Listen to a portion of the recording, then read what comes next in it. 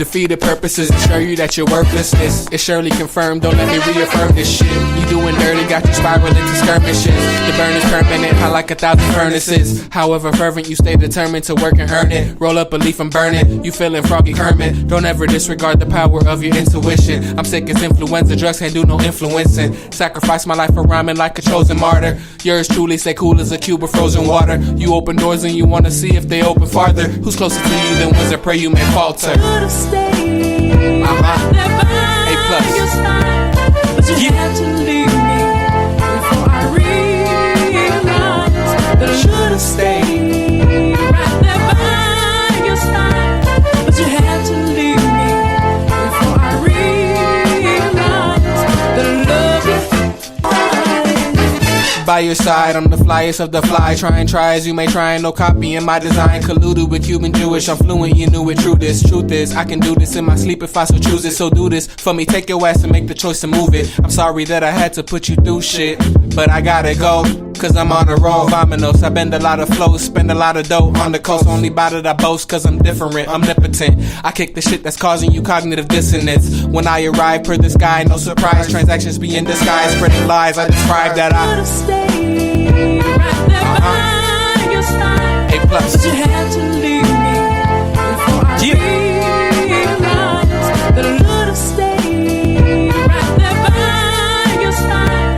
But you had to leave me before I realized that I love you. Amazing races, they degrade the status. They just hating cause they ain't us. I dial your tone, you need to hang up. Get your weight up, not your hate up. The flow is gracious and deadly. Spit is smoother than the medley. I'm rising up, that's how my bread be. In the oven when I'm baking. With the butter cause I'm on a roll. Like I'm on a stove, hotter though. Ballin' pro style, low profile. Go the whole mile, I'm known to show out. Don't take it lightly, they might indict me. If so, then rightly. This ain't that foolishness they be hyping. Misplacing statements wait to penetrate the higher mind. Millions of places, but I'm right here, right by your side. Yeah. Your side. A plus. But you had to leave me before I realized that I would have stayed right there by your side. But you had to leave me before I realized that I love you. You guys, that's Shot 1 NE rocking with us by your side. I love that song. Woosaw's theme song. What's up, what's up, what's up? You rocking with Miss K. Don't Play on this Thankful Thursday with WOOSAWORLD Radio.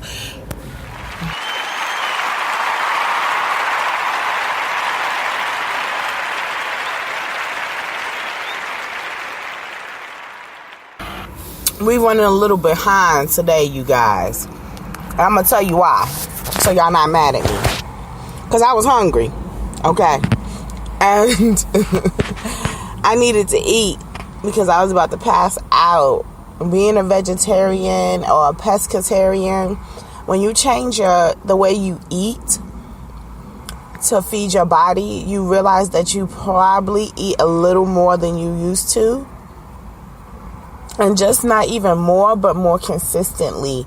You find yourself eating more consistently, and you can't eat everywhere. So it's not like when you eat meat and you just drive past Burger King and you're like, ooh, let me stop and get a burger for $1. No, it's like, I need a fish taco because I'm pescatarian and they're $6 a pop.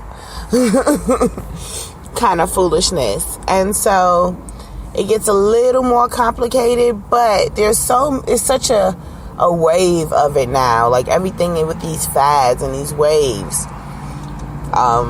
that now it's getting quite easy. I just ate at a place called Rubio's Coastal Grill. Let me tell you something. I had a salmon bowl, quinoa bowl, honey.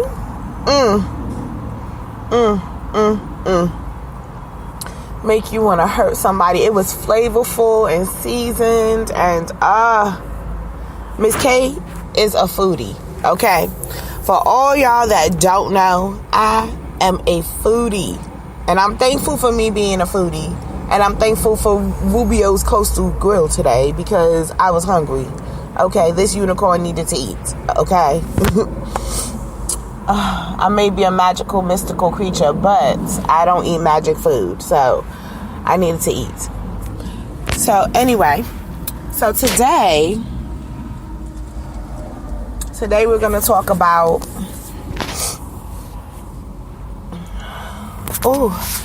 everything. Well, we talk about every day.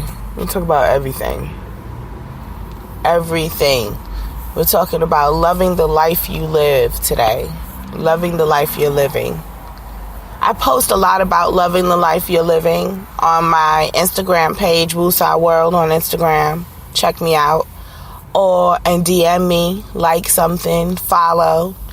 If you need help and you need somebody to talk to, just follow me and just DM me. I'm always open. I have no problem with talking with people on the phone, personally, what have you. Now, if you need a life coach, holla at me, DM me. There's a small fee for that.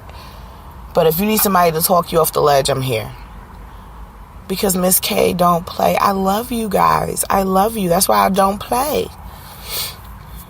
Anyway, so I do a lot of posts, you guys. I do a lot of posts about loving the life you're living, right? And really learning to appreciate the life that you're living.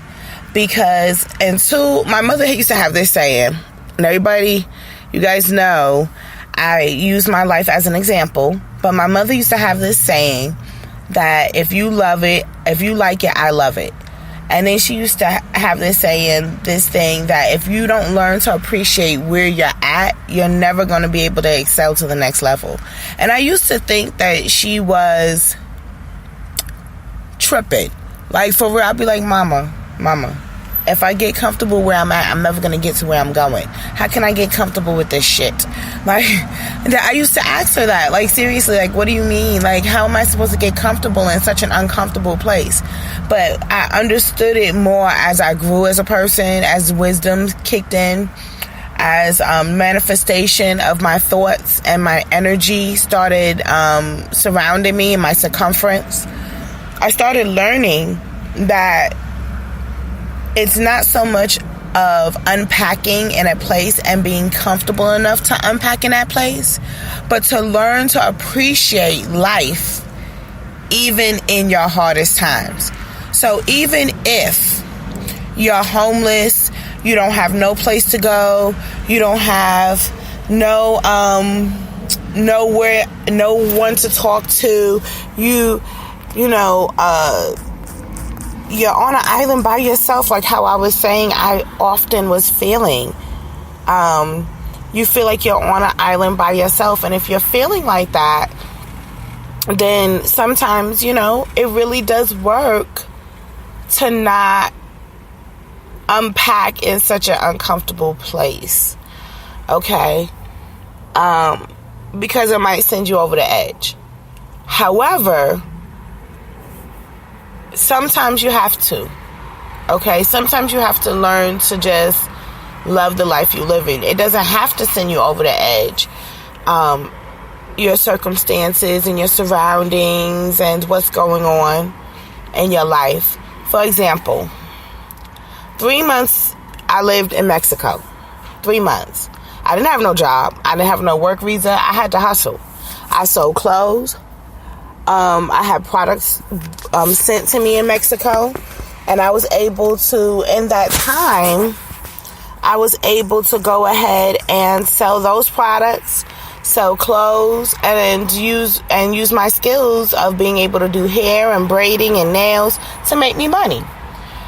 So I could have allowed the fact that I couldn't get my visa and the American government shut down as soon a month after I went over to Mexico.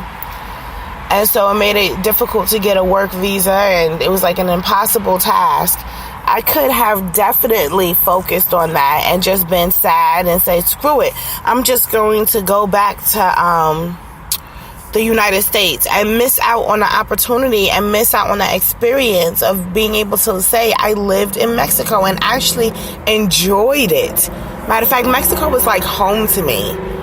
I am so going back. I'm buying me a condo on the beach, and it's a wrap. It's a wrap.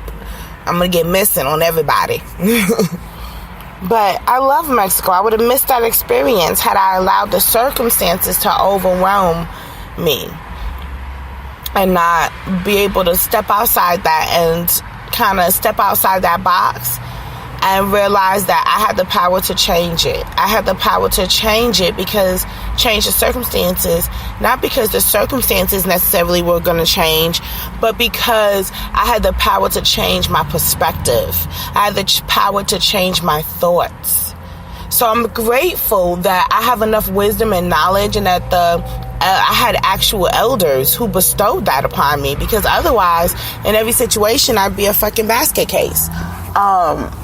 Like I was when I was younger, which is a sad, sad thing. You can't really enjoy the life you're living that way. Another way that I've learned, or some things I've learned about loving the life you're living, which I post a lot about, is that a lot of people get caught up in the process. And I too was one of those people. I only talk about the things that I know. A lot of people get caught up in the process. And the thing about that is that you see the light at the end of the tunnel. You just imagine like you're in a tunnel. And it is narrow and it is dark. And the only light you can see is at the end of the tunnel. But you can't see walking through that tunnel. Right?